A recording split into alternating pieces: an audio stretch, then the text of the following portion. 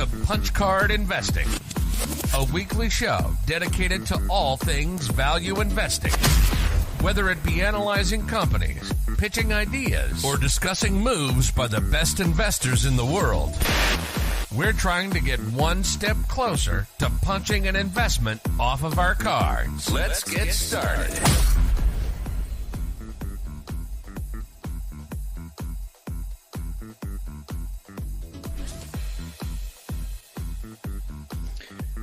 You're muted, Jack. You're on mute. Man, I was thanking the hype man, our intro man. He's so reliable. He's there every time. It's great. It gets me going. I don't know about you guys, but thanks everyone for stopping by. Sorry about missing last week, but lots of things happening in the punch card world. I just moved to Houston, so it's my inaugural episode from the Houston house. Tom's moving. Brad just moved, so we're all over the place right now. So we appreciate your patience because sometimes it's hard to get the gang together. And now Brad's on a different time zone, so that's part of the reason we wanted to talk about this future of the channel, because we have some ideas. We wanted to pitch them here potentially. Also get some of your guys' feedback. If you have suggestions for the channel moving forward. We're not ending the channel, so no worries there. But we are trying to explore some potential options for the future, and definitely wanted to get some insight there. And also, if you have questions about maybe why we do things, or something you've wondered about for some time, go ahead. This would be a great time. And then by the end of this episode, we'll open it up to more general investing questions. But we did kind of want to have this sort of be an open discussion about kind of what we're thinking about for the future of the channel and the show. But before we get into that, definitely check out all the great stuff in the description below. Discount codes to Seeking Alpha, as well as share site. That'll go a long way towards helping the channel. I think that's about it. Oh yeah, check out the Discord as well. We added some new emojis recently for those of you who haven't been on in a while. So go check those out while you're at it. It's very topical emojis for the Punch Card crew. Cool. How are you guys doing? Double's also in there, right? Yeah, Easy Double is in there. Yeah. Monish Farai. You guys can go in there for context. You haven't seen. But that is free, the Discord below. Besides memes, there are some good investing conversations in there as well. But definitely good memes too.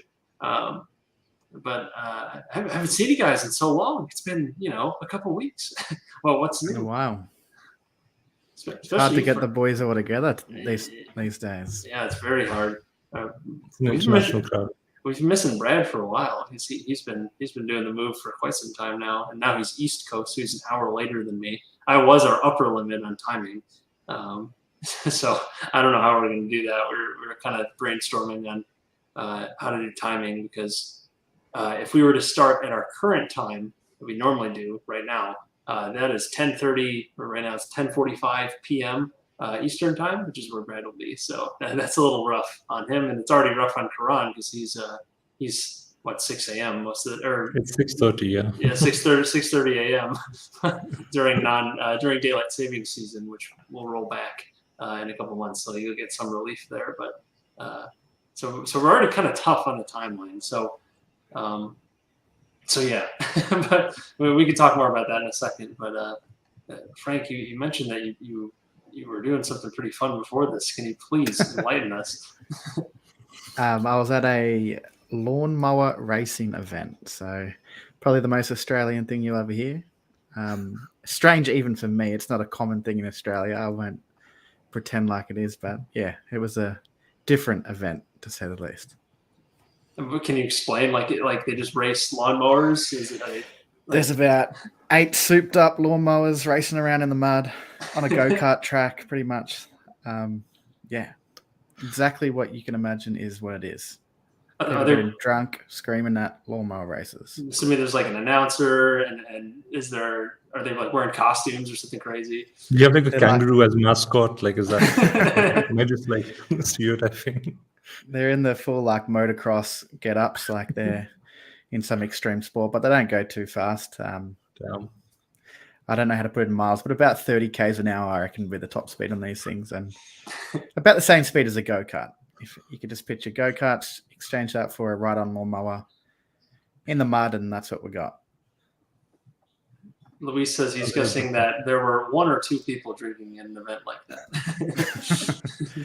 There was about 1,000 people there, most of them drunk. But then you get a weird mix of little kids that are there loving it too. So it's strange. Strange event. Super chat. Super chat for Matt. Matt's been all reliable with the super chats in our last few episodes. We appreciate it. Says he's glad that we're not going away. That is not the plan. So thank you. We're glad you're staying here, Matt, as well. Thanks, man. Someone mentioned my microphone. Yes, I was actually scrambling to find my microphone. It's in one of my boxes somewhere. Moving across state is a little tough. So I'll get my nicer microphone up soon. Right now, I have my nice camera, but no nice lighting, and then I have my webcam as my mic right now. So apologies for less than crisp audio. I could see people start getting spooked in the chat, like, are we closing? Yeah. Is there any change? I kept the title kind of ominous for that reason, but but rest assured we're staying. But we want to talk about where we should potentially move forward, especially with this time zone issue. This is going to become more of an issue for trying to get all 5 people. It's going to be very difficult. I think it'll be very rare that we have all 5 of us on the show now. And I think we're going to have to be more flexible with the times, which obviously isn't ideal for an audience, I don't think. Like, I think they're used to the time we do it, but I think that's something that might have to change moving forward. Is that what we're thinking? Or yeah, but it can only change so much. That's the problem. That there's like such limited windows. If we're trying to get all 5, if we only want to do 4, we have some more flexibility, but then basically the upper and lower ends would be getting kicked out, which would be Karan and Brad, which would be a little unfair. So I don't know if there's a potential for I think Karan, you were saying like maybe multiple, like 3-person episodes, for example. I want to be with Brad also. Like, I don't mind waking up at 3:30 if that means being with Brad. We miss Brad. Of course. I don't know if that's something that would interest our people. Multiple smaller episodes, perhaps. We like the long form stuff with all 5 of us. Ideally, we get multiple perspectives, talk about different things. But I don't know if that's of interest to anyone, or even of interest to the 2 of you. I'd be open to it, but Frank, I think the double 2 episodes, like some, like, we can do like different time zones, 2 episodes. I think that might work. Yeah, I don't know how the audience would feel about that, but a lot of our views come after it's live, so I don't think the timing of the episode is as much of an issue. It would just be more the substance would be different because it's different people, So I guess if people don't like one of us, they can tune us out and go for the others, I suppose. Frank, any thoughts on that? Like multiple episodes? Yeah, I really like the idea of it. I think we need to be as consistent as we can as trying to get a 4 or 5-person episode, whatever it is, just one of those a week, but then an additional episode at any random time that we can schedule, whether it's just one of us talking to a different guest or 2 or 3 of us together reacting to something more in the moment. But I don't know. Just so, I don't know, for example, it's going to be hard to get Karan and Brad on the same show ever. So, if one of them's doing something else with the rest of us or whatever it might be. Yeah. It's been a while since Brad's put up videos also, right? Yeah, he's been on a bit of a hiatus. He's been busy, yeah. But it sounds like he's getting, I don't want to speak for him, but it sounds like he's getting pretty close to being ready. Don't quote me on that, but he says he's getting settled in, which is good. And all is well in the Brad house. So as far as we can tell, with 2 small kids, right? So yeah, it's always going to be intense. Moving without kids. Someone just did it. It's tough enough with kids. Oh, I can't even imagine. Just these 2, even what Lewis just said then, like, I kind of like the idea of that with the 2 episodes a week, one kind of discussing news and current market, and then another one looking at individual stocks and questions and things. Something like that I think works. It is hard to kind of focus on an individual stock every single week. Obviously, we don't have 52 good ideas every year to talk about. So right.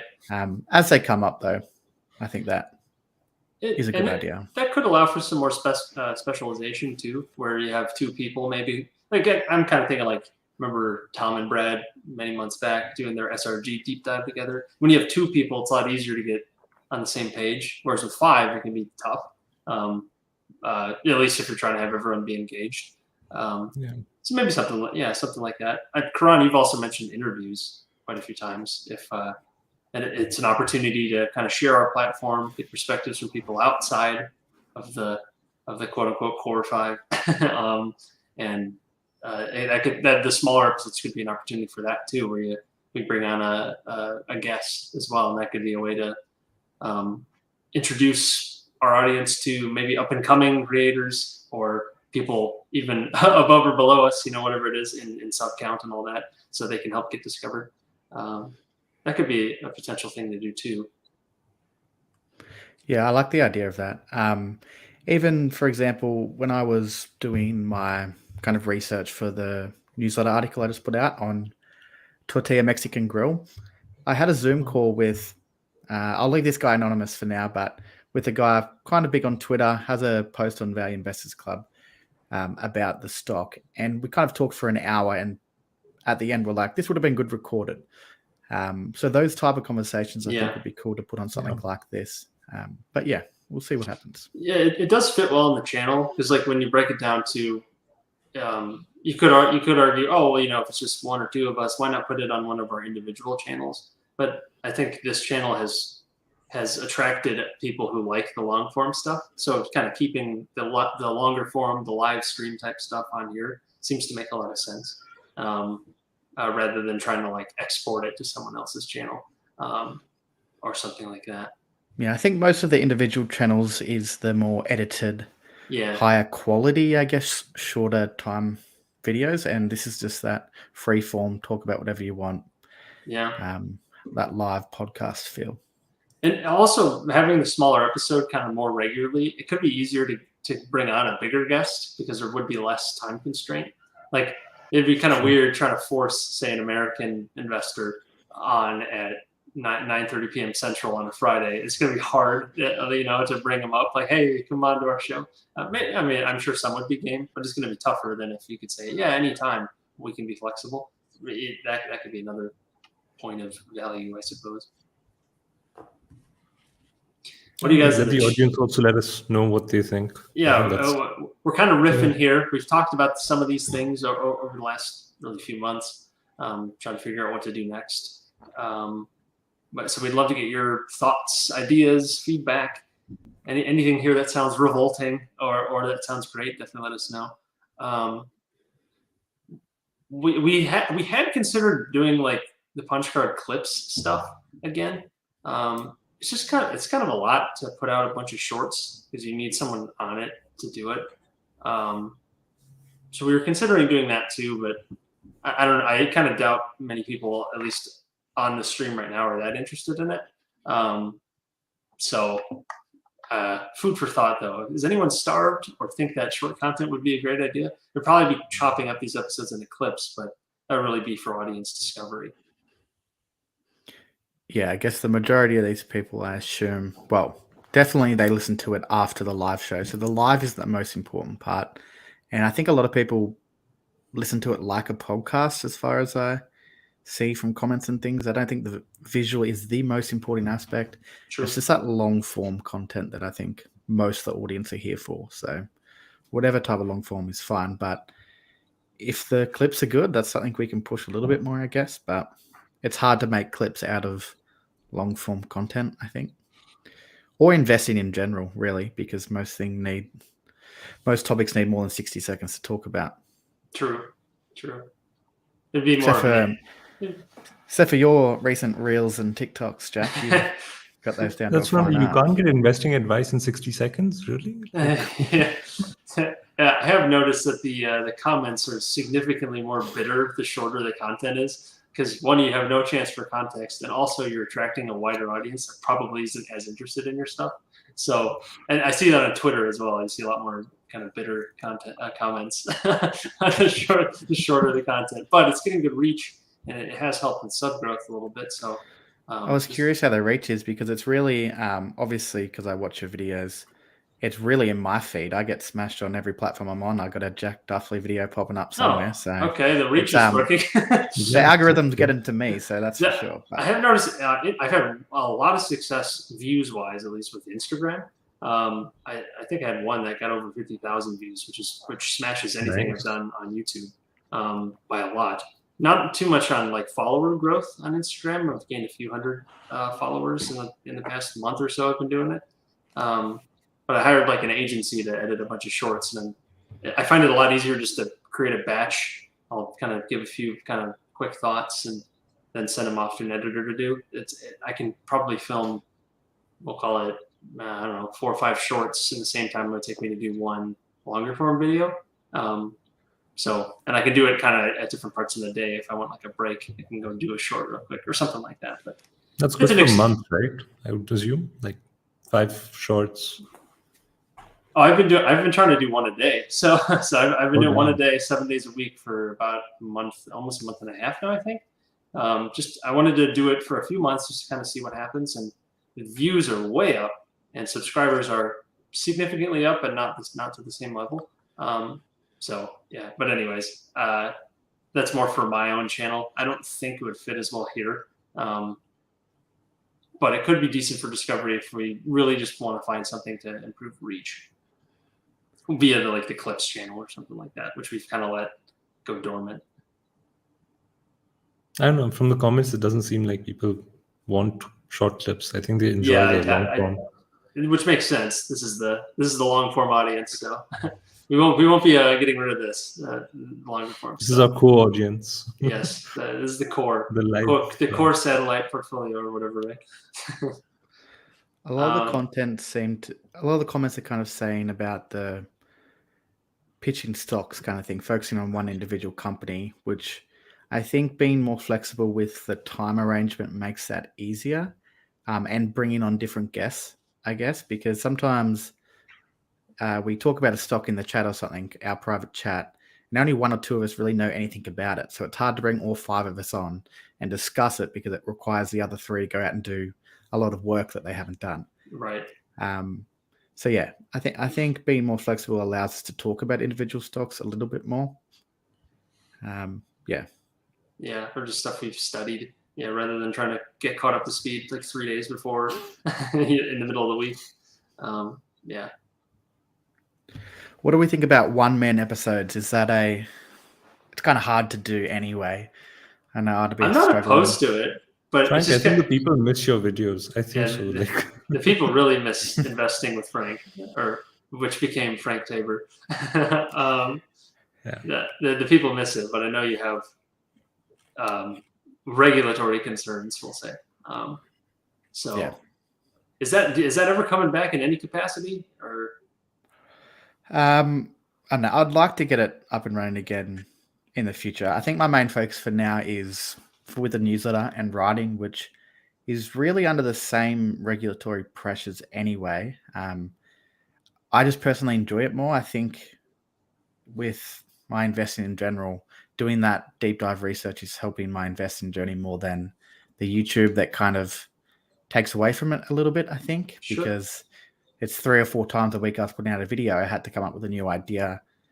So it's very surface level, whereas the newsletter, I think, suits me a little bit more in being able to dive in, spend 3 or 4 weeks researching one company and putting the content out that way. But I do like YouTube at the same time. I think if I came back, it would be more towards either long form content or higher quality content far less frequently, like maybe once every 2 or 3 weeks, putting out a higher quality video rather than the lots of videos per week. But for now, I'm just on cooldown mode, and we'll see. That's fair. Yeah, I mean, if you don't enjoy it, it's not worth it. Not worth it at all. So it's not that I don't enjoy it. I did enjoy it, but I think you enjoy the writing more, right? Yeah. That's I think people get a lot more value from the newsletter. Like at least the response, it seems to indicate that. Yeah, I think it's a different audience though. Some people get value from, they prefer videos, some prefer writing. It's a different audience. You can get value both ways. Yeah, if I cover 20 different topics a month on a YouTube channel, people are going to get value from at least 1 or 2 of those, where I wrote that right up about Tortilla Mexican Grill, and most people might not be interested in that stock at all. So if you're interested in it, it's obviously more valuable to you. But if you don't want to look at a micro cap food company in the UK, then it's absolutely zero value. So yeah, it's deep versus wide, or tall versus wide, right? So that sort of thing. Yeah. Should we get into some of the questions that we've got? Yeah, but I've been kind of trying to keep up with some of them, but some people, what Prime says would be cool to have one guest per week. I would like that too, but that could be hard to keep up with unless we all kind of delegate that. Maybe like, hey, this is your week, Ron. This is your week, Jack. And that sort of thing. You go find a guest. That could be an idea. I don't want to make it too. Yeah, it's hard to commit to. It's hard to say we will definitely have a guest per week because sometimes you just can't find a guest. Yeah, you don't want to force it. Don't want to force it. A little bit like Tom's podcast, who he's trying to get quality guests, but he just can't every single week. It's tough. It's tough when you're doing other things besides YouTube. That's when it can be tough. Does Jason count as a weekly guest? Yeah, Jason's a very regular guest. So. Well, there we go. Could have him.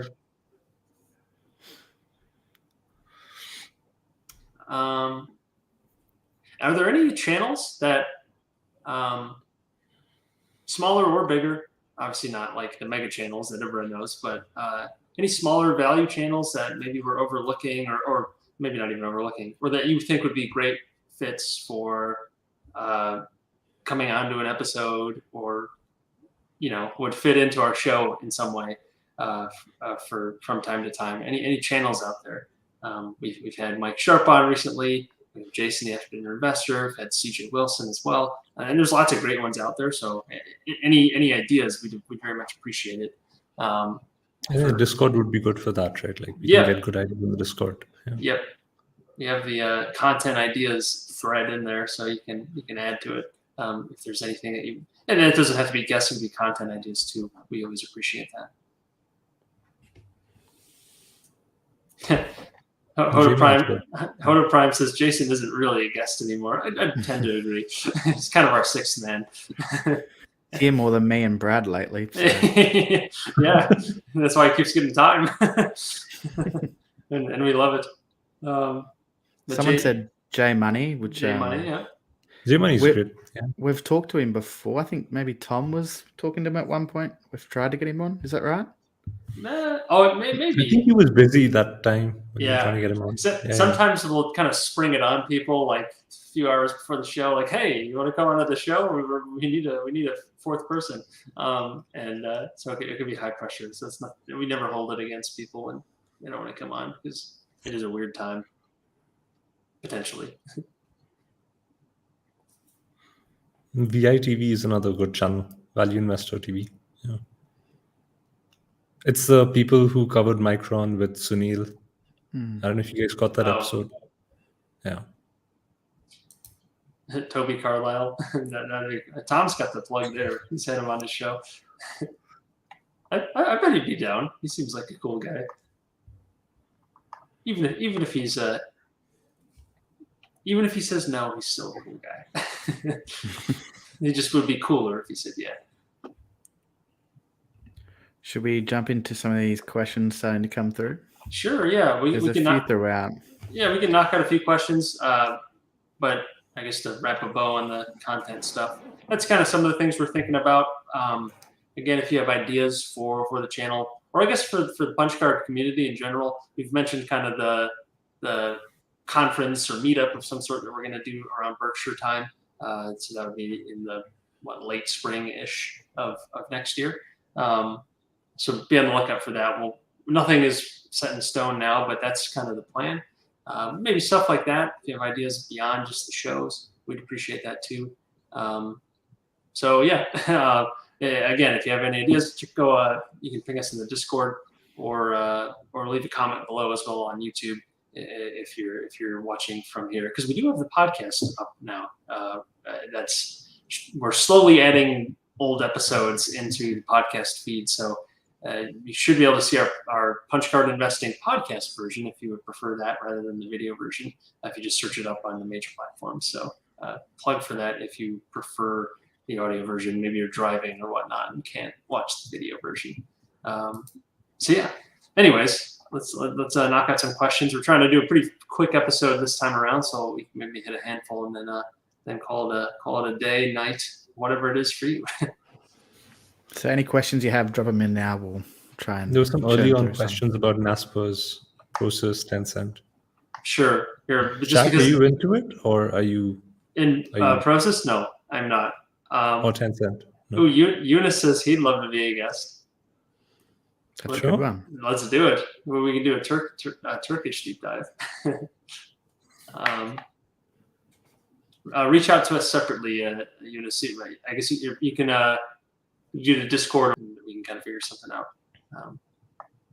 out. Just because I see this question here from Matt.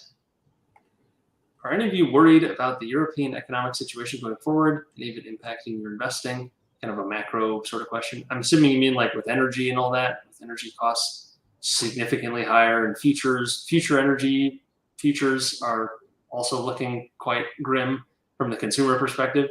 So any thoughts there?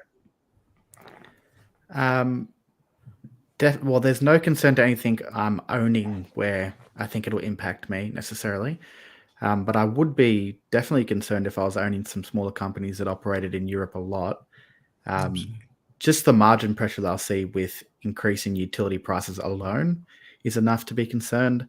I know, so again, Tortilla, which I wrote about a little bit, they're expecting their utilities cost to kind of double, which is low considering the rest of the European environment. They are UK specific at the moment. Without knowing too much about the macro impacts, I don't think it's impacting UK as much as kind of the middle areas of Europe, Germany, and those type of regions. That could be wrong again.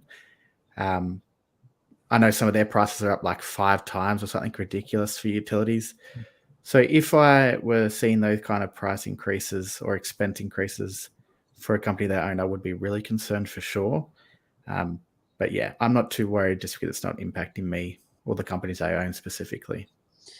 Yeah, this kind of comes back to the pricing power protection that you want in a company. If you're worried about inflation via energy costs, whatever it is, granted, there are going to be different ripple effects with something that major, but pricing power is always helpful to have in any sort of situation where costs are rising.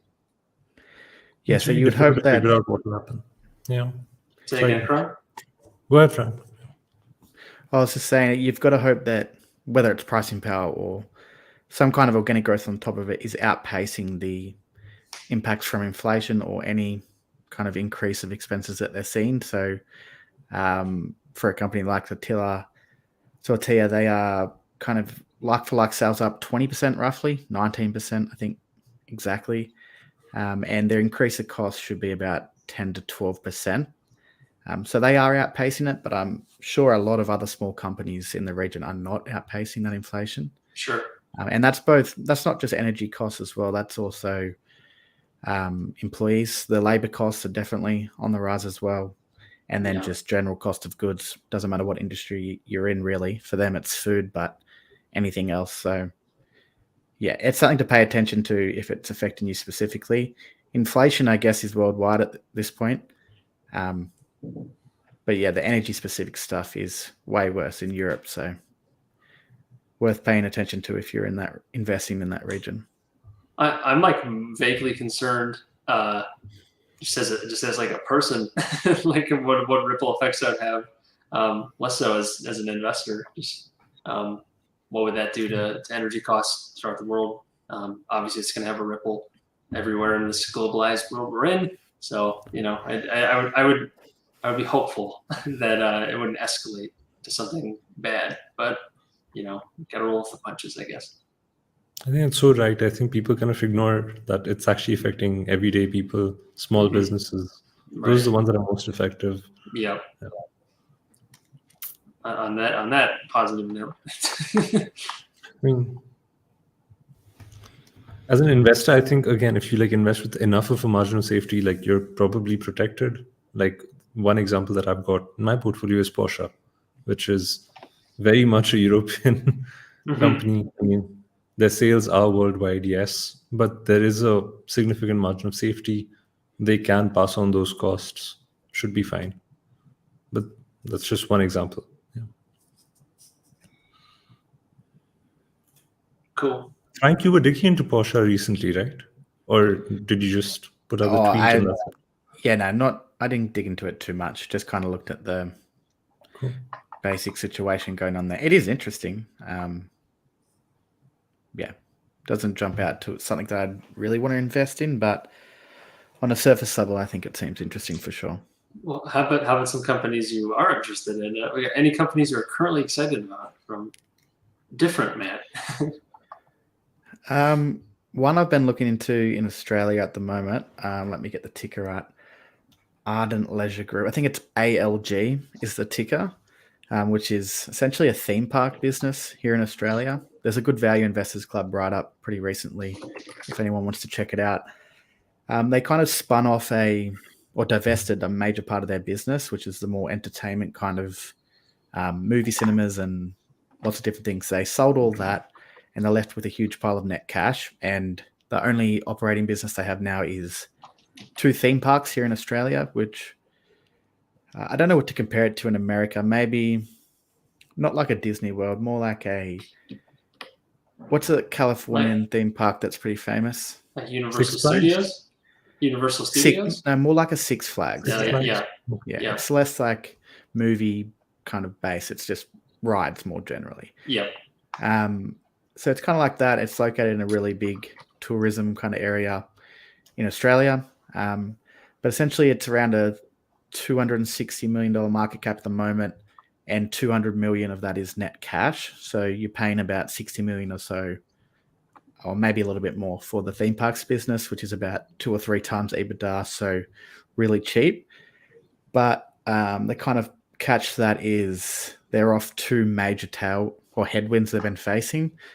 COVID being the main one. The past 2 years, their attendance is like halved or more, maybe operating at about 25% of their usual attendance. And prior to that, they had 4 people die in like a tragic accident in 2016. So numbers were down significantly for about 3 or 4 years. They just recovered to positive kind of earnings, and then COVID happened. So they're burning cash significantly. The bet would be that if you're interested, that they're going to recover those numbers this year, return to profitability, and be trading extremely cheap. So if they return to kind of 2016 numbers, it's 2 or 3 times EBITDA at the moment. And more generally, they should trade towards 8 to 10 times EBITDA. So what's that ticker you said? Ardent Leisure Group, ALG. So Frank, do they own the land also that the theme parks are built at? Or? Yep, they own the land. I don't know how much land it is, but I know another similar theme park sold their land. They still operate their theme park, and they sold their land for 100 million. Dreamworld, the specific one we're talking about, wouldn't own as much land, but there would be some significant value compared to their market cap in land as well. Whether or not that's something they're looking at. They have additional land as well that isn't being utilized at the moment. So some of that pile of cash might be invested towards new options on that land. I'd probably prefer that not to happen, but I'd rather that land be sold and kind of see this. Yeah. The appeal's a buyout situation where someone jumps in quickly and pays a higher multiple than it's trading at. But yeah. But they'd be paying pretty much for cash. I mean, 60 million, yes, but you're buying 200 million in cash, right? That's pretty much what you're buying. You're paying somewhere under 100 million for the theme park business. I think it's around 60 to 70, maybe a little bit more. You get that pile of cash, but the operating business theoretically is worth a lot more than it's trading at. It's just facing some serious cash burn problems at the moment with attendance being down. If attendance recovers, which I don't really see a reason why not, it's just how long it takes, then it could be really cheap. And there are global PE firms kind of looking into them, which management have said. And a lot of the other theme parks around Australia have been going through buyout situations. So, yeah, a possibility for sure. Karan, anything on your radar? It's pretty much just Porsche. That's what I've been looking at. So they should have their IPO for Porsche, the car company, in the next few months. And I mean, it's not confirmed, but they have been looking and trying to find a value that's comparable to the current market cap of Volkswagen. So essentially, you've got like a whole bunch of hidden assets in there, Sure. and valuing all these other brands that they control, like Lamborghini, Bentley, Bugatti, Audi. They're pretty much valued at nothing. So let's see how the IPO goes. If it works out, could be a lot of hidden value unlocked and should give us a decent return, I think. So, what do you think? This is something that I couldn't really decide. Is a fair multiple for Porsche if it goes when it goes public via IPO?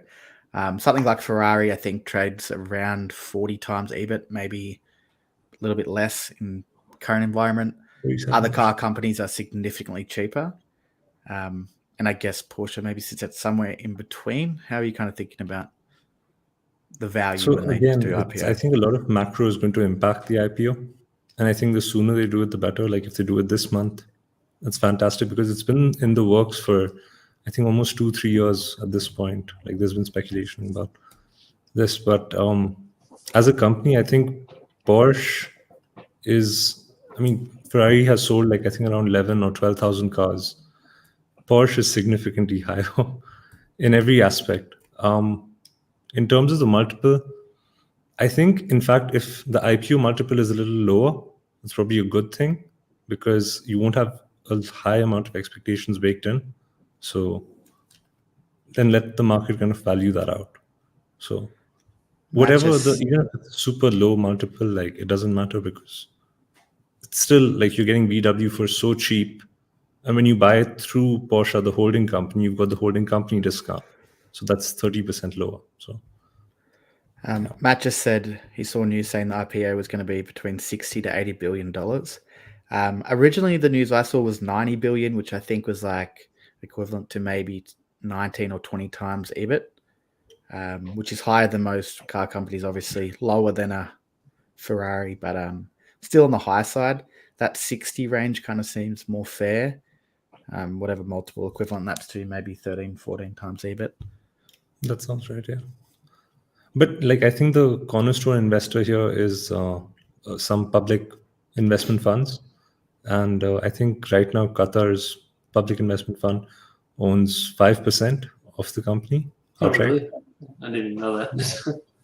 So they've got some good cornerstone investors, and I think they're looking at like an 85 billion valuation, which really puts it up there. But let's see, if macro factors really kick in, I think it could go to even a little less than 60. Yeah. So why do you think the kind of opportunity exists? Obviously, there's the macro considerations, but is it also the complicated holding structure? Is another thing I can think of with Porsche, the family owning all of or half of Volkswagen. Then you have them own 100% of Porsche, which is just weird enough in itself. And there's all the preferred shares. And even when I was trying to calculate it, I made a mistake on trying to work out the NAV of the business just because of that holding structure. So it wasn't as discounted as I thought, still very discounted. But yeah, it's a weird one. I think it's the same situation with Prosus and Naspers and Tencent. It's like you've got these holding company discounts. So this is even a bit more complicated because of the preferred share structure. So yeah, I think that's pretty much why the entire discount exists. Super chat. Our man Luis.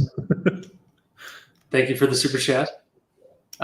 He asks, what kind of company do you think will be the first registered outside of our planet, mining or transportation? I thought of this when I was an undergrad. I for a moment thought about doing like an economics paper about like the real estate of Mars or something, just to like figure out where that would come in. I would guess something with land, though I could definitely see transportation coming before that. Though you would need like a full government out there. So I think land first, because you need the land. You put a government on that land, then you'll have registered businesses everywhere. That's my guess. That is We're entering speculative territory. No, here. yeah, this is a fun, silly question. Does Starlink count as an outside the planet sort of thing? Starlink counts, but right? he's saying which will be registered outside of the planet, because Starlink is registered in the US, you know. We don't know if Elon's already registered Starlink Maybe he has. on Mars. And then does it count if it's, say, like the US owns a piece of Mars? You're still technically under the US. So are you really registering outside the planet? Or you know what I mean? But anyways. Jack, what companies have you been digging into? Anything interesting? Oh, well, yeah, I guess I didn't answer.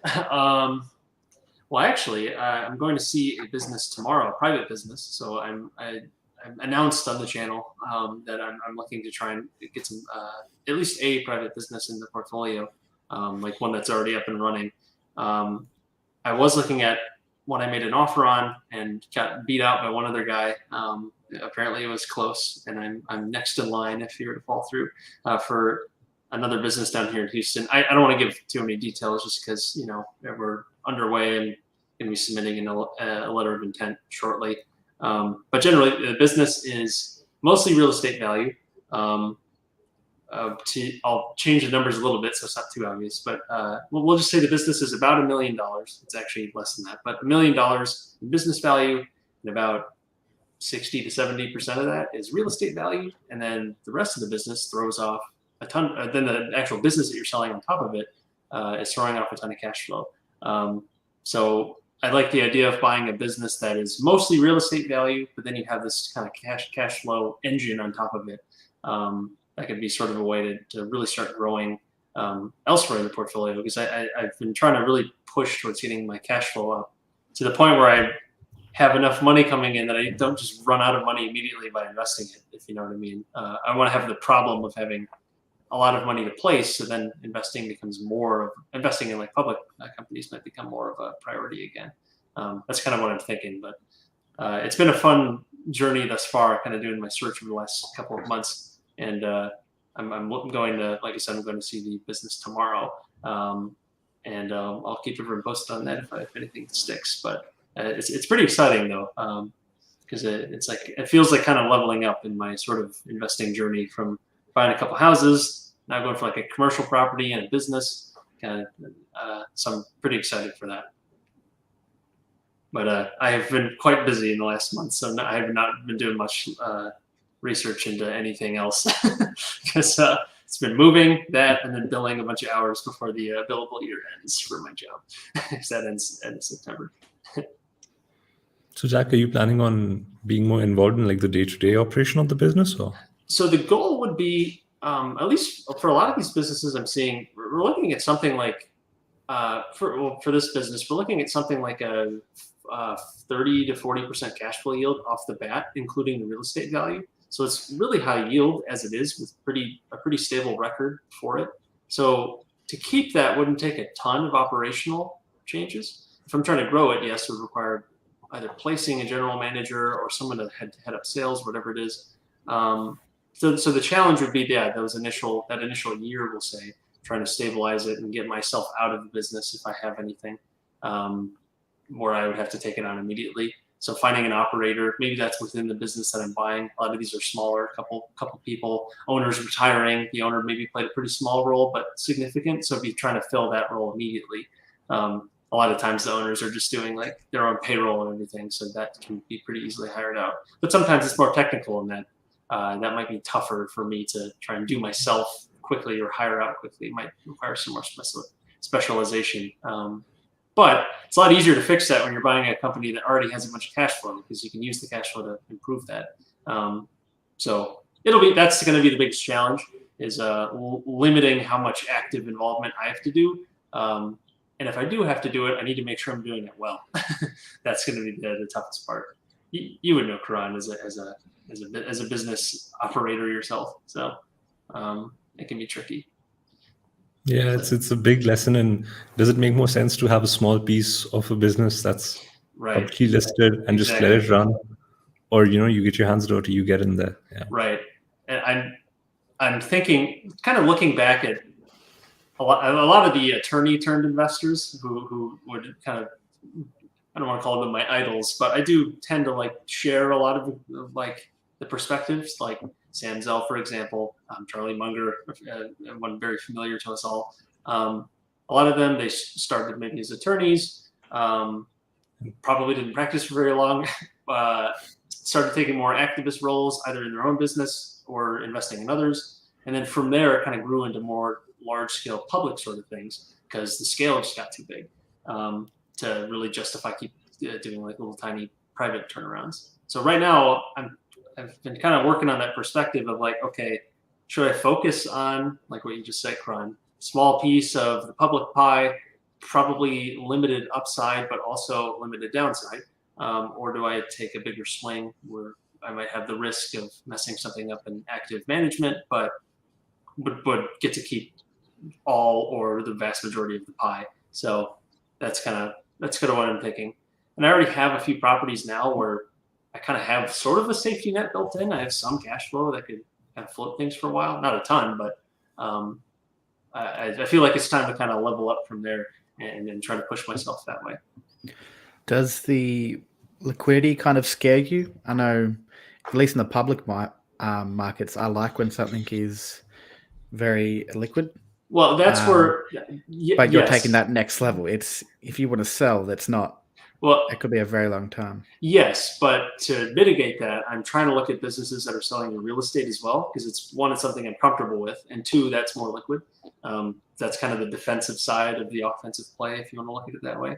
So if I can get a business where most of the value is real estate, I know I could at least cash that out pretty easily if I wanted to, or I could hold on to it and develop it even if that makes any sense for the business. But that's challenging. But that's kind of how I'm looking at that. If I can get a business that has a bunch of real estate, I could refinance that, I could sell it, and then you're left with kind of just the business that throws off a bunch of cash flow ideally. And if that goes to zero, you still have the real estate to fall back on, so it pushes and pulls both ways. But good question, because it is a concern.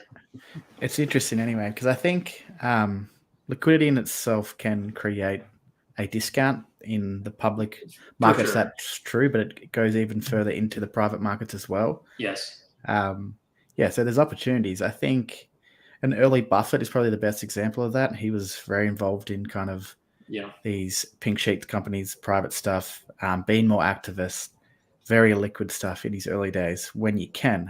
Obviously, it comes to a point where you have too much capital that you can't do that, but right. I think there's definitely great returns to be had on these private, very liquid companies. Yeah, it's really taken your approach to the extreme. It's like the most liquid companies. Yeah. Retiring guy who does all of his invoices in paper. Nothing's automated. So that's super liquid. It's gonna be very hard to sell. Private equity is not going to want to touch it. It's too small, and it would require active involvement. But a lot of the smaller entrepreneurs who might want to go for it might not have the cash, or it'll be tough for them to get into it. So it's kind of this weird middle ground where you have to be small enough to have this move the needle, but big enough or at least sophisticated enough to like know how to put the deal together. So it's kind of I think I could have a decent competitive advantage. Maybe that's just naive, but or arrogant. But I'm gonna give it a go. Worst that happens is I fail and I learn something from it, I guess. Jack, if it's not working out, we can just raise a SPAC and then right. Just take it public. What was the sandwich shop? That sandwich shop. Oh, yeah. That was worth like $1 billion. Start selling shares of your business to all the punch card audience. Yeah, exactly. Oh, God. We're putting our thinking caps on. Anyways, that's what I'm looking at. It'll be a fun adventure, or maybe not so fun, but it's a great learning experience. Yeah, exactly. Yeah. I'm excited for it. So that it gets me going. I'm excited for tomorrow's meeting. The first day I landed in Houston, I went and saw this other business that I was close to getting, but yet so far. So it's been a fun search because I don't know if it's my real estate disposition, but like the hunt for the deal is always fun. It's the same for all of us, I'm sure. When you're trying to find a good stock deal, a good whatever investment deal, that's the fun part. Then when you land it, you're just looking for the next one, like onto the next one. So I really like it. I think it's a really interesting area of investing. Yeah. The companies that I'm interested are kind of these really small illiquid things that are kind of acquiring the type of businesses you are, rolling up these very cheap businesses into a public sense. So they're doing like that. One layer up. You're one layer up. It's the same thing though. Yeah. It's interesting. It's something I've always thought about. Never really got close enough to dedicating and pulling the trigger on it, but maybe one day. Yeah. I think it's better to have Brett Kelly just, go around. For you. Yeah. But do at his one interviews point, with Shaq and then go acquire an so in accounting. 2006 or whatever it was when he started Kelly Partners Group, I guess he bought one or two very liquid accounting firms trading at extreme discounts. So at that point, it's not too dissimilar to what Jack would be doing, I guess. Yeah. It does as long as I do it well, right? So you could have the next Kelly Partners Group. Oh yeah, that'd be wonderful. What would I call it? Duffley Partners Group. Yeah, I guess so. How creative! Another Irish name. Thank you for those wishing me luck. I appreciate it in the chat. So yeah, that's the next adventure. Yeah, we'll see how it goes. I don't plan on selling the public stock portfolio though. I kind of like that as my defense. I dare I call it a savings account because that's not really what it is. But I don't plan on liquidating that. Though I'll leverage it. So. What sort of margin are you still getting? Are you still getting it 2-3% or? No, it's up over the 4s now. I think I think M1 Finance is like 4.25 or 4.5. No, I think it's 4.5, and then my HELOC is 4.25. I don't think you're really going to get much lower than that on a variable thing right now. You were borrowing it like what 2.3 last year? Yeah, it was 2.25 was my HELOC for last year. It's still crazy low, but like it's doubled, So yeah. Just got to be careful. We have a lot of debt right now. I've been spending so much on this rehab. Finally, I paid my last huge payment today, so I can finally get back to scraping back out or digging back out. Shall we wrap up? I know we wanted a quick episode today. Yeah, sure. Final thoughts? Any questions? Any final hurrahs? Final positive vibes? I'll give myself a quick plug. I'm back on Substack. Finally got an article out. 4 months without any quality content. It's back. I was like, what a pleasant surprise. It's free. It's back. Go check it out. Surprise to be sure, but a welcome one. So we love that. Go follow Frank's Substack. It's free, like he said. Go do that. And Luis sends Substack.com. Luis sends a super chat again in his support. Thank you, Luis. All right. With that said, like, comment, subscribe, all that great stuff. Check out the discount links in the description below. That goes a long way towards helping the channel and could get you a discount on a share site and Seeking Alpha. So go check that out. Join the Discord if you haven't already. If you have suggestions for future shows, please let us know. Whether that be kind of these offshoot shows with maybe just a couple hosts or bringing on guests, but whatever ideas you have for the show or beyond the show, please let us know. You can ping us on the Discord or our Instagram accounts. So we'll find a way to share it with the rest of the group. So anyways, thank you everyone, and until next time.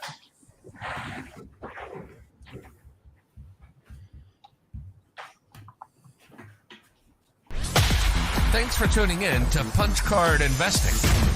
The contents of this show should not be used as investment advice or as a recommendation to invest in a particular security. Please consult with a licensed investment advisor if you need investment advice. All investments carry risk and the potential for monetary loss. Thank you, and see you next week.